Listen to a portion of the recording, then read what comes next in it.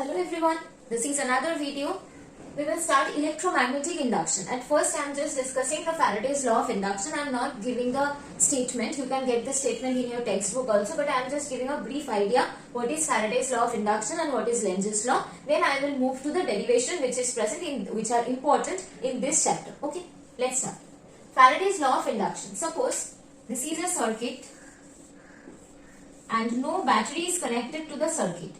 This is the galvanometer and no battery is connected to the circuit. So that means the galvanometer is not deflecting. There is no current in the circuit as no battery is there. And this is a bar magnet.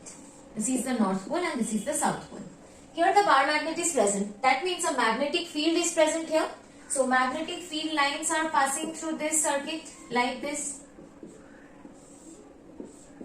Magnetic lines are passing through this circuit. But still the galvanometer is not showing any deflection. That means no current present in the circuit. When we move the magnet this direction, suppose we are moving the magnet this direction with any velocity v, then we can see that the galvanometer is deflecting. That means the current is present here. So what is the scenario? When the magnet is moving, the magnetic flux is changing. We know the expression of magnetic flux, that is magnetic field dot area. This is the magnetic flux. So when the magnet is moving towards the circuit, then what happened? The magnetic flux linked with the circuit is changing. Here the magnetic flux linked with the circuit is increasing when the magnet is coming towards the circuit. As the magnetic flux is changing, not constant here, EMF is developed in the circuit. This is known as induced EMF, and due to that induced EMF, current is induced in the circuit, and that's why then the galvanometer will deflect. Okay. So when the flux is not constant, the flux is changing, EMF is developed. So the developed EMF is directly proportional to the change in magnetic flux linked with the circuit. And this induced EMF will produce induced current. This is the resistance of the circuit and this is the induced EMF. Okay. That's why the galvanometer will show deflection when the magnet moves towards the circuit. And what happened if the magnet moves in opposite direction? Suppose the magnet is not moving in this direction, the magnet is moving in this direction. Then what will happen? As the magnet is going far, so the magnetic lines of force linked with the circuit will decrease. That means the flux still not constant. Now the flux is decreasing.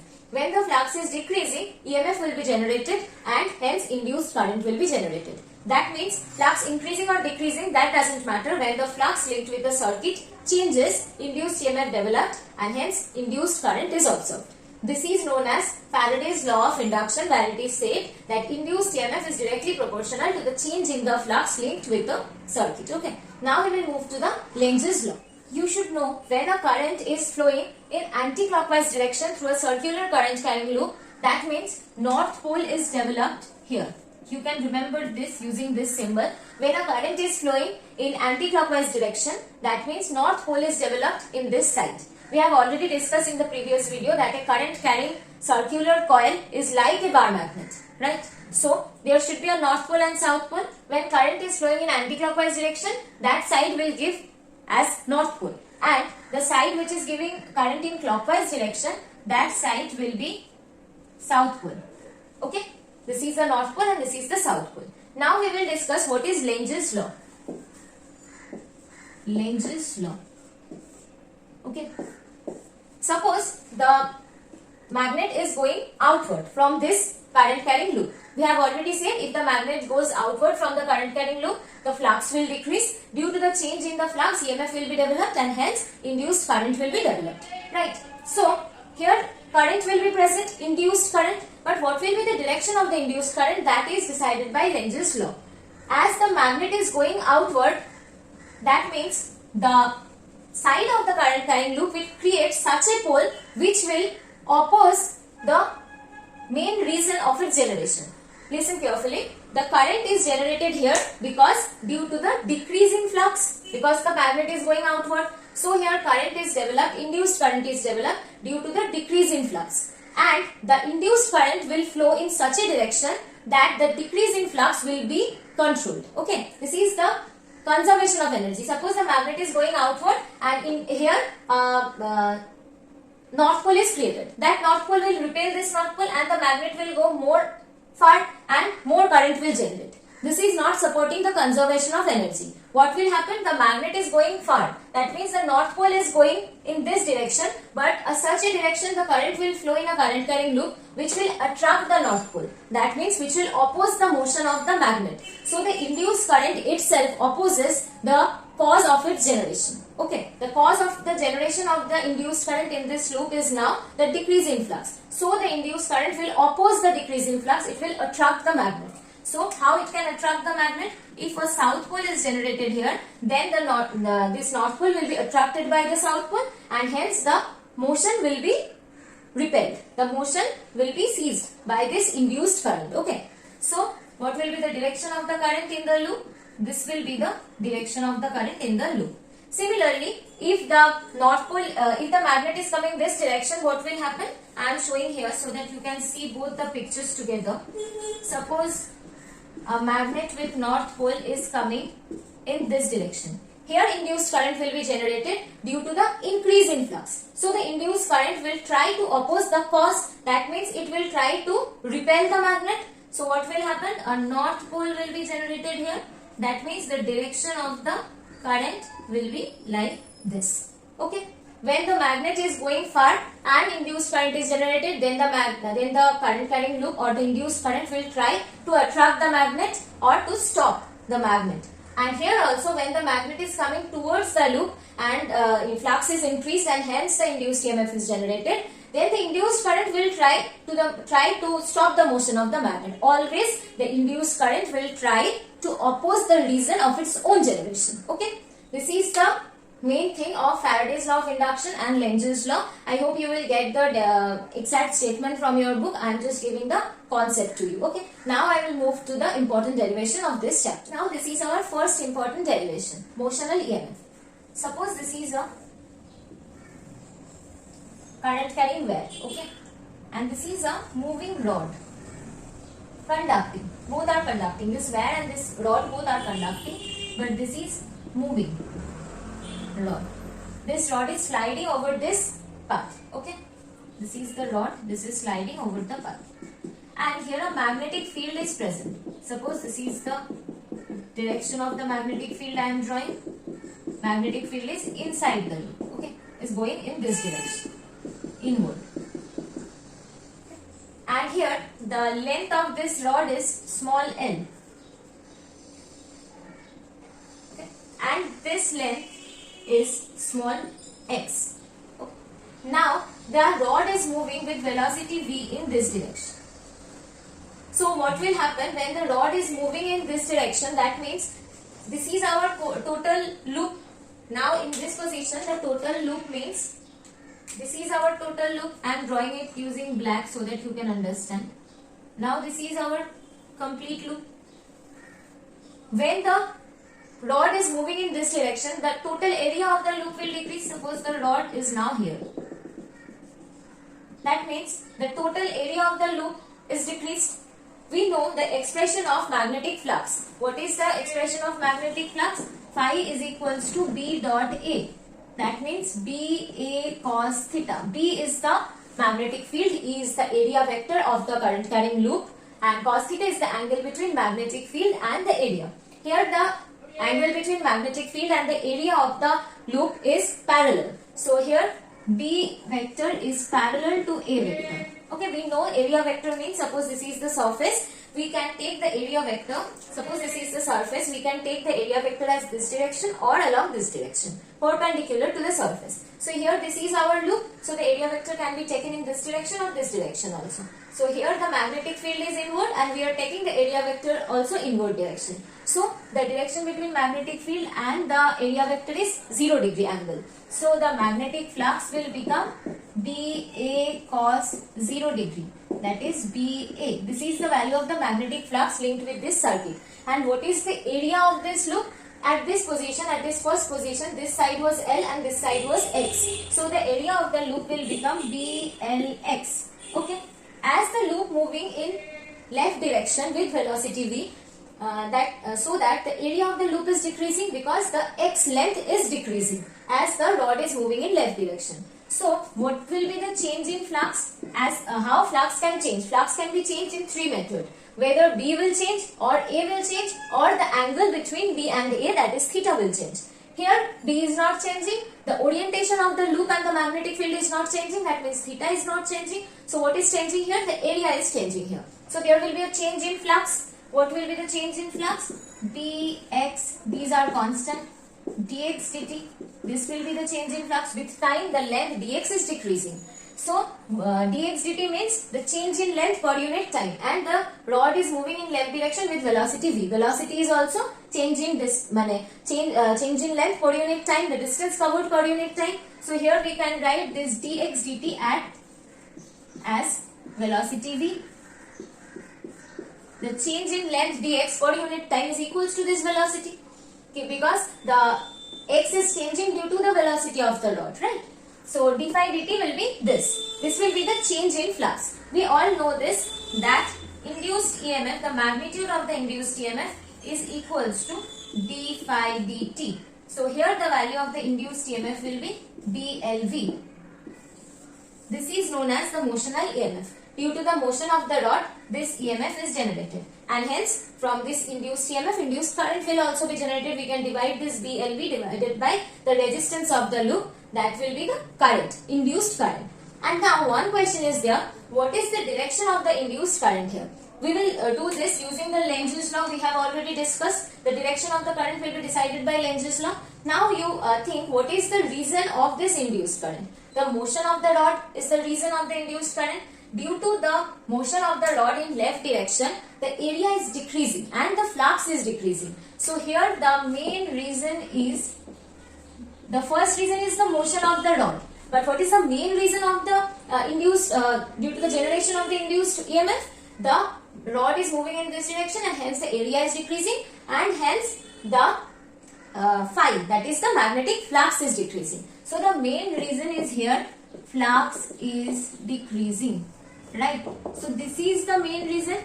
What will do the induced current? Induced current will oppose the main reason. That means induced current will not allow the flux to decrease. It will try to increase the flux. How the flux could be increased? If the induced current could produce current in same direction. If the induced current will produce magnetic field in same direction, then the flux will not be decreased. Right. Suppose I am explaining. Suppose the current is moving in this direction. This is the direction of the induced current. Why I am giving this direction? Because from right hand thumb rule, in the previous videos we have already discussed what is right hand thumb rule. If we are placing our fingers along the flow of the current, the thumb will give the magnetic field associated with that current. Okay. So here the current is flowing in clockwise direction. So we are placing our fingers in clockwise direction and our thumb is going inward. So the magnetic field produced by this induced current is inward. Okay, is it clear? So now the induced magnetic field is inward. So this induced current is generating a magnetic field along the direction of the magnetic field which was also present. So the flux will increase. Is it clear?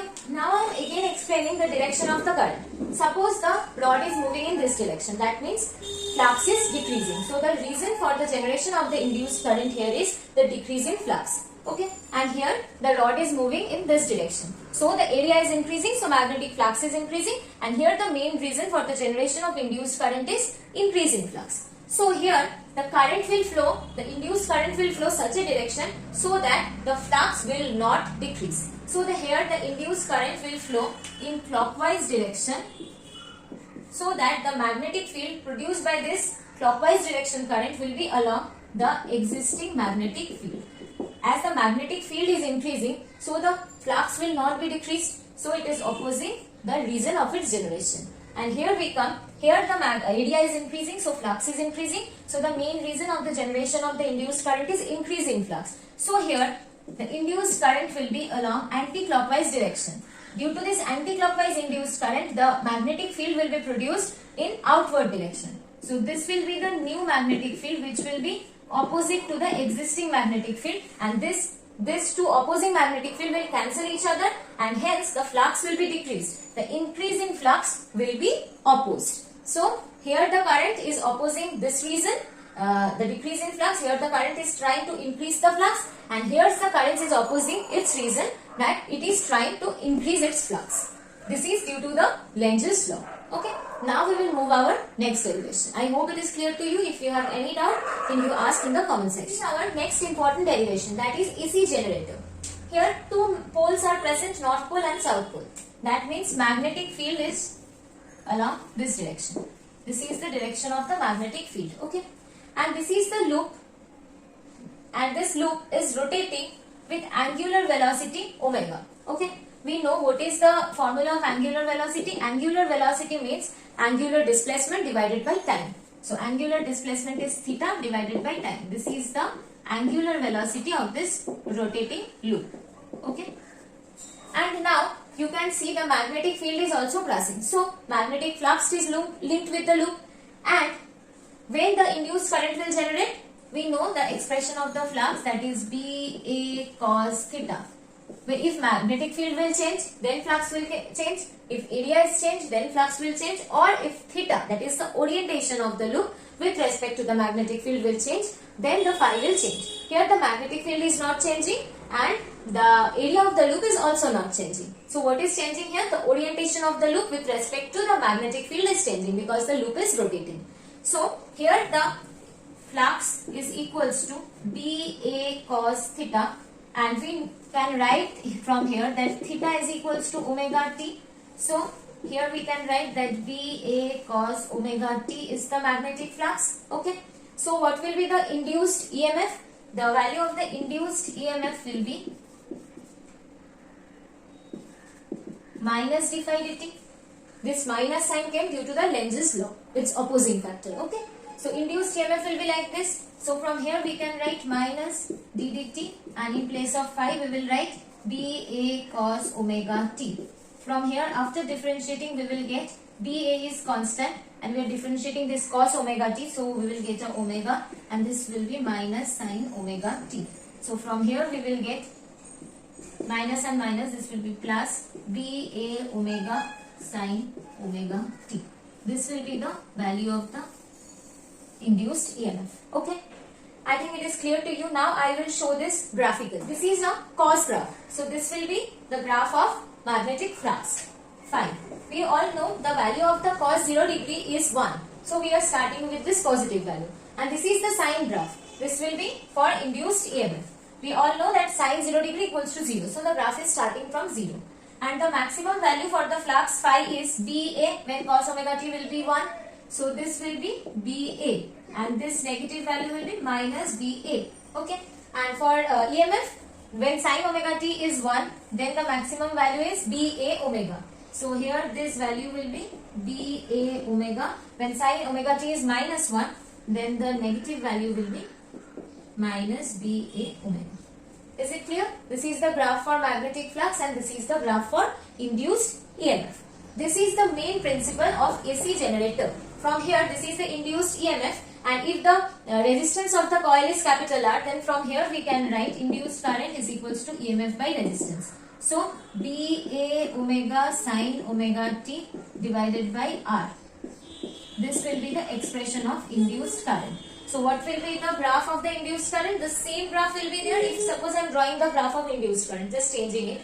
This will be the induced current, and the value of the maximum will change to this.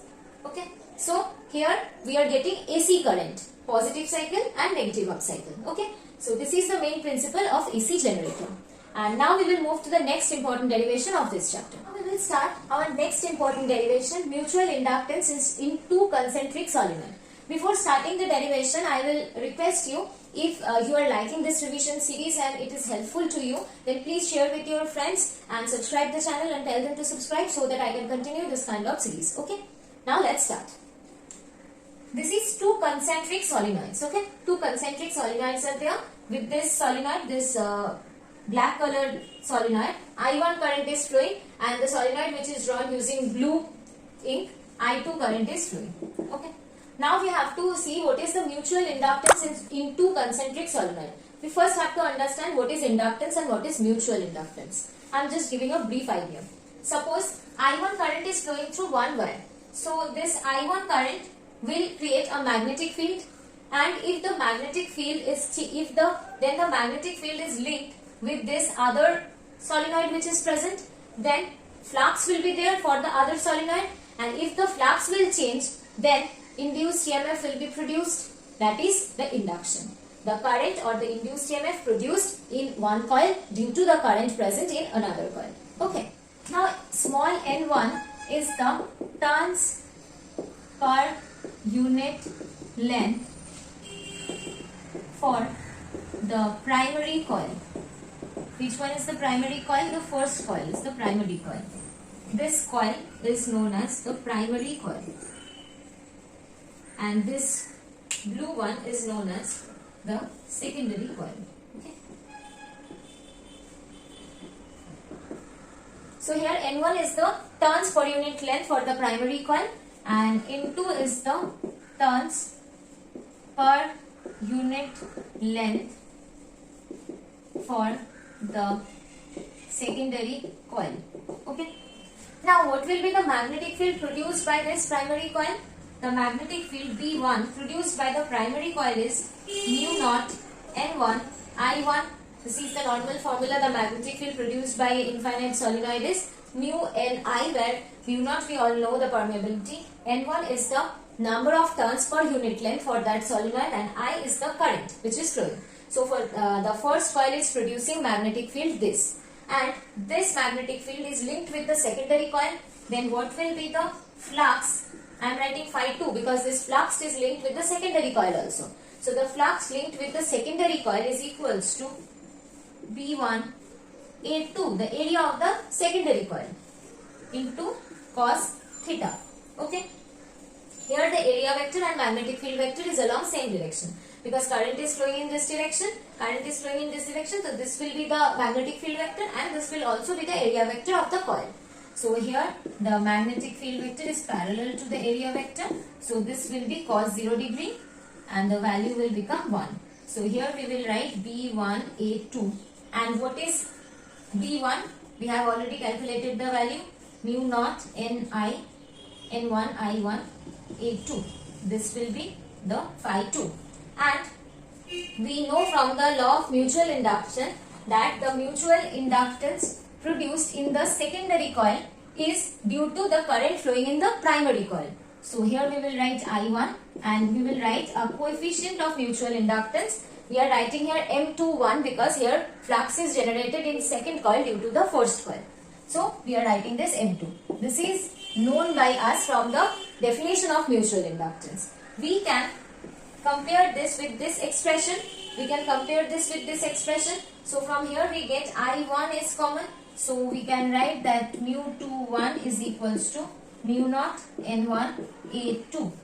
Okay. One thing I have missed here, that when we are calculating the flux linked with the secondary coil, the formula is not only B dot A, one term is another present, that is the total number of turns. The formula of the magnetic flux, we generally write this B dot A for a single turn. If the turn is more than 1, then the formula will become number of turn into B dot A. Okay. So here I am writing this number of turn. Why I am writing capital N2?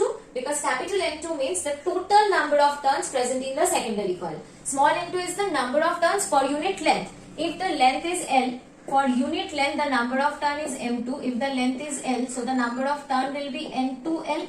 This will be the number of turns. So here in place of capital N2, we can write small n2L.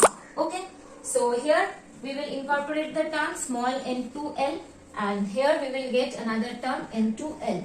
So the value of the mu21 will be mu naught N1 N2 L A2.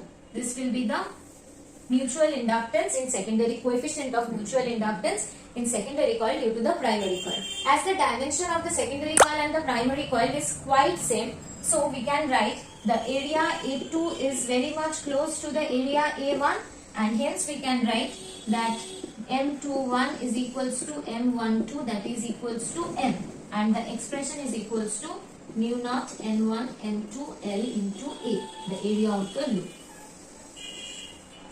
I hope it is clear to you.